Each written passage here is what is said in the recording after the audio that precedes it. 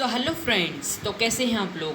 मैं उम्मीद करता हूं कि आप लोग सब अच्छे होंगे और खुश होंगे। सो चलिए इस वीडियो को शुरू करते हैं। सो आज हम इस वीडियो में क्लास 10 सीबीएसई एनसीईआरटी साइंस का जो हमारा बायोलॉजी का जो फर्स्ट चैप्टर है जो कि लाइफ प्रोसेस है उसके बारे में पढ़ने जा रहे हैं। सो लाइफ प्रोसेस में हम लोगों ने पहले पढ़ा था कि हमारा रेस्पिरेशन क्या होता है, और हम लोगों ने भी लाइफ प्रोसेस के बारे में देखा था। और लाइफ प्रोसेस के मतलब न्यूट्रिशन जो है उसके बारे में भी हम लोगों ने पढ़ा था, जैसे कि ऑटोट्रोपिक न्यूट्रिशन और हेटेरोट्रोपिक nutrition.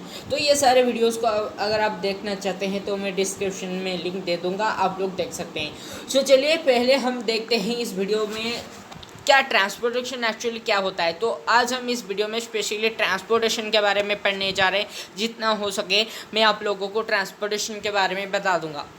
So transportation actually what do mean by transportation. So हम थोड़ा देखते हैं एक्चुअली हमारे आसपास जिस तरह का जो चीज़ें होते हैं उसको रेफ़र करके मैं पहले आप लोगों को कुछ समझाना चाहता हूँ। आप लोगों ने देखा होगा कि आप लोगों के घर के पास जो ट्रांसपोर्टेशन होता है, जैसे कि अगर कोई सीमेंट मिल से या फिर सीमेंट फैक्ट्री से कहाँ पर जाता होगा, चीज़ जाता होगा, जैसे कि सीमेंट जाता होगा या फिर आयरन इंडस्ट्री से आयरन आता होगा, तो ये जो सारे चीज़ें होते हैं। या फिर माइन से, कोल माइन से या फिर आयरन माइन से आयरन जाता होगा इंडस्ट्रीज़ को, और घर घर में जब आके वो पहुंचता है हमारे पास, तो ये सब सारी चीज़ें कैसे होते हैं। तो ये सारे जो होते हैं it's because due to the it is only possible due to transportation. तो ये होता है ट्रांसपोर्टेशन, जिसे कि हम लोग जानते हैं। अगर यहाँ पर हमारे आसपास में जो ट्रांसपोर्टेशन होता है, यहाँ पर जैसे कि बनते हैं जो मीडिया बनते हैं यहाँ पर होते हैं, जैसे कि हमारे ट्रक्स होते हैं या फिर जो बड़े बड़े गुड्स कैरियर होते हैं। तो इस तरह के जो व्हीकल्स होते हैं वो हेल्प करते हैं ट्रांसपोर्टेशन करने के लिए। तो हमारे बॉडी में ट्रांसपोर्टेशन कैसा होता है, मतलब हम लोगों ने भी देखा है कि जो ट्रांसपोर्टेशन होता है माइन से आता है इंडस्ट्री को, या फिर इंडस्ट्री से घर को आता है हमारा, या फिर इंडस्ट्री से और किसी जगह पर जाता है, फैक्ट्रीज़ को जाता है किसी चीज़ बनने के लिए। तो ये सारे जो चीज़ें होते हैं, तो actually this it's possible due to only for the reason of transportation. तो एक जगह से दूसरे जगह अगर जा पाता है, ये सिर्फ पॉसिबल हो सकता है ट्रांसपोर्टेशन के लिए। पर हमारे बॉडी में जो ट्रांसपोर्टेशन होता है वो कैसा होता है, मतलब क्यों होता है और कहाँ से कहाँ तक होता है। देखिए मैं यहाँ पर एक चीज़ आप लोगों को बताना चाहता हूँ कि हमारे बॉडी में हर एक पॉइंट से दूसरे पॉइंट तक ट्रांसपोर्टेशन होता है। मतलब हमारे हार्ट से हमारे सारे जगह को ट्रांसपोर्टेशन होता है ब्लड का, और सारे जगह से ब्लड भी आता है हमारे हार्ट को, और इसी तरह से हर एक जगह को ट्रांसपोर्टेशन सभी चीज़ें ट्रांसपोर्ट होते हैं। क्योंकि जो चीज़ें ट्रांसपोर्ट अगर नहीं होंगे तो हमें ठीक तरह के एनर्जी नहीं मिलेगा। अगर ऑक्सीजन ठीक से सेल के पास नहीं पहुंच पाएगा तो हमारा बॉडी ठीक से फंक्शन नहीं करेगा, मेटाबॉलिज्म स्लो होगा। तो ये सारी चीज़ें हैं। ओके, तो ट्रांसपोर्टेशन हमारे बॉडी में हर एक जगह पर होता है। So as our body is a complex structure. तो हमारा बॉडी एक बहुत ही कम्प्लेक्स स्ट्रक्चर है, तो इसकी वजह से ट्रांसपोर्टेशन बहुत ही एसेंशियल बनता है ह्यूमन बॉडी के लिए। अगर किसी और के बात करेंगे, जैसे कि अमीबा को देखेंगे, अमीबा में ट्रांसपोर्टेशन एक बहुत ही छोटा सा चीज़ है और बहुत ही सिंपल सा चीज़ होता है। बट अगर हम ह्यूमन बींग्स के बात करेंगे, ह्यूमन बींग्स जो होता है, ह्यूमन बींग्स में जो transportation it's a very different thing. Okay, human beings में ट्रांसपोर्टेशन एक बहुत ही अलग चीज़ है। तो ये चीज़ है ओके, क्योंकि ह्यूमन बींग एक बहुत ही कॉम्प्लिकेटेड और मतलब बोलते हैं कम्प्लेक्स स्ट्रक्चर से बना है। ह्यूमन बींग का जो बॉडी है, बॉडी कंट्रोल होता है डिफरेंट ऑर्गन से। जैसे कि हम जानते हैं सेल मिलकर, सेल और सेल कंबाइन होकर यहाँ पर टिश्यू बनते हैं, या फिर टिश्यू और टिश्यू कंबाइन होकर फिर ऑर्गन बनता है, ऑर्गन और ऑर्गन कंबाइन होकर ऑर्गन सिस्टम बनता है, और इसी एक ऑर्गन सिस्टम से बनता है एक टोटल बॉडी, जैसे कि ह्यूमन बॉडी होता है या फिर किसी और ऑर्गेनिज्म का बॉडी हो। Okay, so body is form by the combination of the different types of organs. Okay, organ के कॉम्बिनेशन से ही हमारा बॉडी बनता है। तो ये चीज़ है ओके। बट अगर हम बात करेंगे ट्रांसपोर्टेशन के बारे में, मतलब कौन ट्रांसपोर्टेशन करता है, जैसे कि हम लोगों ने देखा हमारे एरियाज़ में ट्रांसपोर्टेशन होता है ट्रक्स से या फिर बड़े बड़े गुड्स कैरियर से। पर हमारे बॉडी में जो ट्रांसपोर्टेशन होता है वो कैसे पॉसिबल होता है, एंड इट्स पॉसिबल, मैं पहले बता देता हूँ कि it's possible due to blood, leaf और अदर कैपिलरीज। तो ये सारी इस तरह के जो चीज़ें होते हैं, इनके वजह से हमारे बॉडी में जो ट्रांसपोर्टेशन होता है वो पॉसिबल हो सकता है और ईजियर भी होता है। Okay, so it's the fact, it's the reason why transportation happens in our body and how does it happens. Okay, तो हम अभी आगे बढ़ते हैं, देखते हैं तो क्या है, क्या हमें पढ़ना है। सो एक्चुअली हमें जो यहाँ पर पहले हमारा जो एक्टिविटी दिया गया है इसको थोड़ा हम देखते हैं। Okay, so the activity that is shown here it's demonstrate. Actually इस एक्टिविटी में हमें कुछ करना पड़ेगा, तो इसे ये जो एक्टिविटी हम हमारे एल्डर्स के सुपरविजन में कर सकते हैं या फिर हमारे जो टीचर्स के मदद से भी कर सकते हैं। तो हमें क्या करना है, actually visit a health care in your locality. तो हमें क्या करना है, हमें एक्चुअली हमारे लोकेलिटी में किसी भी हेल्थ केयर के पास जाना है, उसको वहाँ पर जाकर विजिट करना है और उसके बाद find out what is the normal range of haemoglobin content in human beings. Actually जो ह्यूमन बींग्स में जो नॉर्मल रेंज होता है हेमोग्लोबिन का वो कितना होता है, यह चीज़ बताया गया है। ओके, तो ऐसा करना है, पहले हमें किसी हेल्थ सेंटर को जाना है हमारे लोकेलिटी में। उसके बाद क्या करना है, वहाँ पर जाने के बाद हमें पहले जो नॉर्मल रेंज होता है ह्यूमन बींग्स में हेमोग्लोबिन कंटेंट का या फिर हेमोग्लोबिन का, उसको देखना है। Actually how does the haemoglobin remains in a human being. Okay, आपके जानकारी के लिए मैं आप लोगों को बता देता हूँ कि जो हीमोग्लोबिन होता है it's different in the mails. Okay, तो ये मेल्स में डिफरेंट होता है, haemoglobin is different in males and females. तो फीमेल्स के कंपैरिजन में हेमोग्लोबिन का जो अमाउंट है थोड़ा मेल्स में ज़्यादा रहेगा। ओके, तो ये चीज़ें तो आप लोगों को मैं बता देता हूँ कि जो हेमोग्लोबिन है ये एक पिगमेंट होता है जिसके वजह से हमारा जो ब्लड होता है वो रेड होता है, ये चीज़ आपको पता है।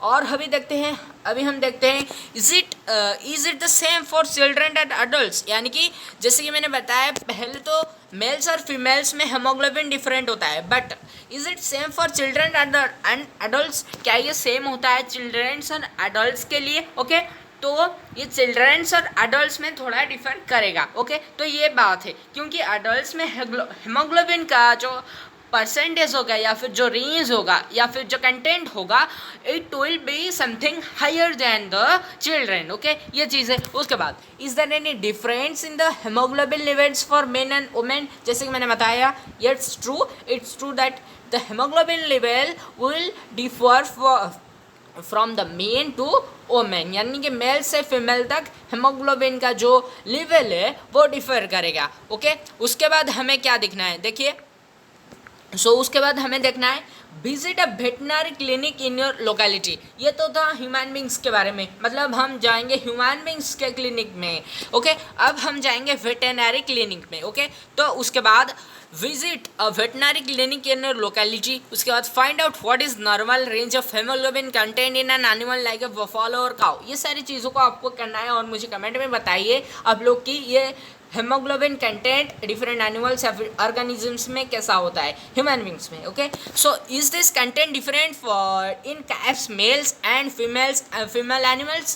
Compare the different seen in male and female human beings and animals. तो हमें कंपेयर करना है इन सब सारे के सारे जो चीज़ें। ओके, उसके बाद हाउ द डिफरेंस, ये जो डिफरेंस है ये कैसा है। Okay, if any B explain, मतलब कुछ अगर डिफरेंस है उसको हमें एक्सप्लेन करना है। ओके, तो जो एडल्ट्स में जितना रहेगा हमारा हेमोग्लोबिन का कंटेंट उसके कंपैरिजन में जो चिल्ड्रंस होते हैं उनका जो हेमोग्लोबिन का कंटेंट थोड़ा कम रह सकता है। ओके, तो अब हम देखते हैं यहाँ पर जो स्टेटमेंट बताया गया है। So we have seen in previous sections, तो हम लोगों ने हमारे प्रीवियस सेक्शन में देखा था। Okay, so you have seen in a previous section that that blood transports food and oxygen and waste materials in our body। तो क्या होता है एक्चुअली जो ब्लड होता है ये ट्रांसफ़र करता है किसको, फूड को, ऑक्सीजन को एंड वेस्ट मटेरियल को हमारे बॉडी में। ओके, तो हमारे बॉडी में जो ब्लड होता है वो बहुत सारे ट्रांसपोर्टेशन के बहुत सारे प्रोसीजर में हेल्प करता है, जैसे कि फूड को ट्रांसफ़र करना हो या फिर ऑक्सीजन को या फिर materials in our body, other materials, waste materials जैसे हो गए उनको भी वो ट्रांसफ़र करने में हेल्प करता है। देखिए, तो मैंने प्रीवियस वीडियो में आप लोगों को बताया था कि एक्चुअली जो हमारे बॉडी में जो ब्लड होता है वो थोड़ा कार्बन डाइऑक्साइड, ऑक्सीजन जो होता है वो कार्बन डाइऑक्साइड के कंपैरिजन में लेस डिज़ोल्व होता है वाटर में। मतलब ऑक्सीजन जो होता है, ऑक्सीजन का लेवल जो होता है हमारे बॉडी में it differs from the carbon dioxide level. मतलब ये ऑक्सीजन जितना डिज़ोल्व होगा वाटर में कार्बन डाइऑक्साइड थोड़ा ज़्यादा डिजल्व होगा वाटर में, तो ये एक अलग चीज़ था। बट जो ऑक्सीजन होता है उसके बहुत सारे काम होते हैं, जैसे कि मैंने अभी बताया कि ऑक्सीजन जो होता है, ओके, ऑक्सीजन का जो मतलब रेंज होता है, ऑक्सीजन का जो काम होता है बहुत ही डिफरेंट होता है। मतलब ये मल्टीपल पर्पस करता है, मतलब जैसे कि ऑक्सीजन हमारे ऑक्सीजन का जो मल्टीपल पर्पस होता है उसके साथ साथ जो ब्लड होता है, ओके, तो हमारे जो ब्लड होता है ये मल्टीपल पर्पस करता है। जैसे कि ऑक्सीजन को ट्रांसफ़र करना हो या फिर वेस्ट मटेरियल को ट्रांसफ़र करना हो, ओके, या फिर फूड को भी ट्रांसफ़र करना हो, तो इस तरह का चीज़ होता है सारे के सारे हमारे ब्लड के द्वारा। तो ये एक चीज़ था। उसके बाद हम लोग देखते हैं, सो इन क्लास 9, तो हम लोगों ने क्लास 9 में पढ़ा था, okay. So in class 9 we learn about blood being a fluid connective tissue. तो हम लोगों ने क्लास 9 में भी पढ़ा था, टिश्यू और ऑर्गन्स जो था हमारा वो चैप्टर, उसमें पढ़ा था कि ब्लड जो है वो कनेक्टिव टिश्यू होता है। ब्लड एक फ्लूइड होता है पर उसके साथ साथ वह कनेक्टिव टिश्यू की तरह एक्ट करता है, ओके। तो ये चीज़ इसी स्टेटमेंट में बताया गया है। उसके बाद blood consists of a fluid medium called the plasma in which the cells are suspended. मतलब ब्लड में जो मीडियम होता है जिसको कि प्लाज्मा बोलते हैं, प्लाज्मा के अंदर, ओके, सो प्लाज्मा के अंदर बहुत सारी चीज़ें होते हैं, okay. So plasma contains many things, various types of thing, okay.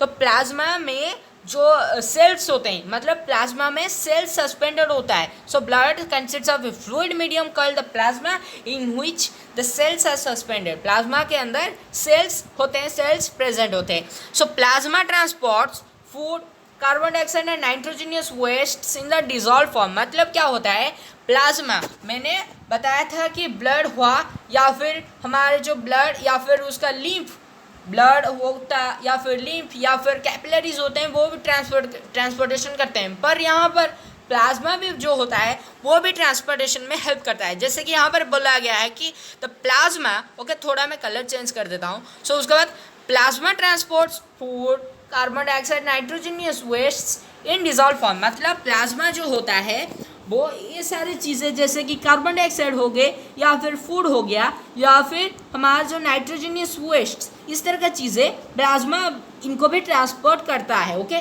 So oxygen जो होता है, so oxygen is carried by the red blood capillaries. यानी कि जो ऑक्सीजन होता है हमारे बॉडी में, ओके, तो ऑक्सीजन जो होता है ये red blood red blood corpuscles यानी कि आरबीसी के द्वारा कैरी होता है। Oxygen is carried by the red blood corpuscles. उसके बाद मेनी अदर सब्सटेंसेस जैसे कि हो गए salts, okay, many other substances like the salts are also transported by the blood. यानी कि जो अदर सब्सटेंसेस जैसे कि सल्ट को भी देखेंगे तो ब्लड के द्वारा सल्ट भी ट्रांसफर होता है। तो यहाँ से हम लोगों ने देखा कि जो हमारा ब्लड होता है वो फूड को भी ट्रांसफ़र करता है, ऑक्सीजन को भी ट्रांसफ़र करता है, वेस्ट मटेरियल्स को भी ट्रांसफ़र करता है, उसके साथ साथ जिसकी ब्लड को भी वो ट्रांसफ़र करता है, वेस्ट मटेरियल या फिर सॉइल को भी वो ट्रांसफ़र करता है। तो ये चीज़ था ब्लड के बारे में, okay. So many other substances like the salts are also transported by the blood, okay. तो उसके बाद so we thus need a pumping organ to push the blood around our body. तो हम लोगों ने तो अभी तक देखा कि ब्लड इसे सब ये सारी चीज़ों को ट्रांसफ़र करेगा जैसे कि फूड या फिर ऑक्सीजन या फिर और कुछ वेस्ट मटेरियल्स या फिर सॉल्ट्स, ओके। बट ये ट्रांसपोर्टेशन तो होंगे, जैसे कि बोलेंगे हम जो ट्रांसपोर्टेशन तो होता है हमारे एरिया में, ट्रांसपोर्टेशन होता है जैसे कि माइन से इंडस्ट्रीज को जाता है आयरन ओर। बट ये आयरन ओर माइन से इंडस्ट्री को जाता है किसके द्वारा? ये तो जाता है व्हीकल्स या फिर गुड्स कैरियर के द्वारा। बट ये कैसे जाएगा? मतलब गुड्स कैरियर वर्क कैसे करेंगे? तो गुड कैरियर वर्क करेंगे जब हम उनमें फ्यूल डालेंगे। तो उसी तरह से ब्लड भी इन सारी चीज़ों को ट्रांसफ़र करेगा जब कोई पंपिंग मशीन यहाँ पर होगा, okay. So we thus need a pumping organ to push the blood around our body. मतलब जैसे कि व्हीकल्स के लिए फ्यूल चाहिए होता है ट्रांसपोर्टेशन के लिए, उसी तरह से हमारे बॉडी में भी ब्लड के लिए पंपिंग मशीन चाहिए होता है ट्रांसपोर्टेशन के लिए। एक सिंपल सा चीज़ है, ओके। उसके बाद a network of tubes to reach all the tissues and a system in place to ensure that this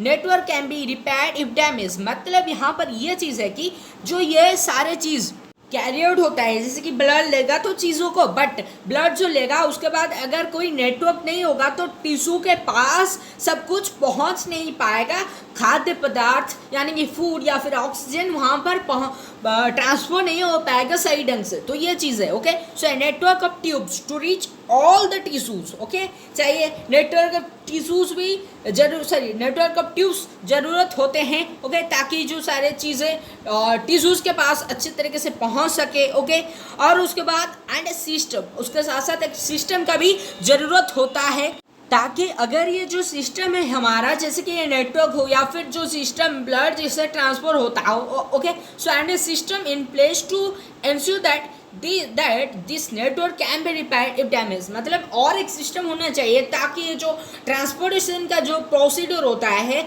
अगर ये प्रोसीडर के प्लेस में, अगर ये प्रोसीडर के पाथ में कुछ खराबी आ गई या फिर कुछ डैमेज हो गया कुछ, ओके, अगर ये and a system in place to ensure that this network can be repaired if damage. मतलब अगर ये ट्यूब्स, ये जो ट्यूब है जो कि टिश्यूज के पास खाद्य लेके जाते हैं या फिर ऑक्सीजन लेके जाते हैं, अगर ये डैमेज भी हो जाए तो ये रिपेयर हो सकते हैं। तो ऐसा एक सिस्टम भी होना चाहिए। ओके, तो ऑटोमेटिक वो रिपेयर होंगे या फिर हमारा बॉडी उनको रिपेयर करेगा। And a system in place to ensure that this network can be repaired if damage. Okay, तो ये रिपेयर हो सकता है अगर ये डैमेज हो जाए। तो आज के लिए जो वीडियो था वो इतना तक था। उसके बाद नेक्स्ट वीडियो में मैं हार्ट का जो स्ट्रक्चर है, यानी कि हार्ट के स्ट्रक्चर के बारे में जो भी कुछ है, इसका जो डेफिनेशन और एक अच्छे तरीके से मैं खुद लेकर आऊँगा और एक अच्छे तरीके से मैं आप लोगों को डिफाइन कर दूंगा। अगर ये वीडियो आपको अच्छा लगा हो तो मेरे चैनल को सब्सक्राइब कीजिए और मेरे वीडियो को लाइक कीजिए।